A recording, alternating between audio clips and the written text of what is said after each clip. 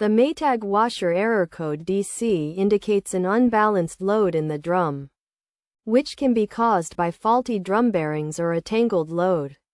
To resolve this issue, replacing the drum bearings is a potential solution.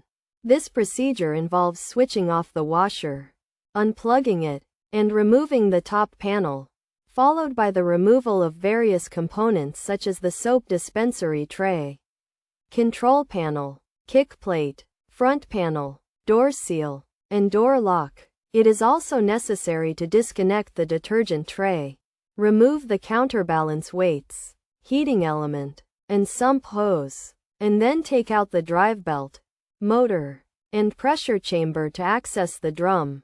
Once the drum is removed, it can be separated into two halves to replace the bearings. After cleaning the bearing housing and new bearings, the removed parts can be reassembled in the correct order. An alternative solution is to untangle the load and ensure it is balanced before a wash cycle by alternating heavy and light clothes in the drum.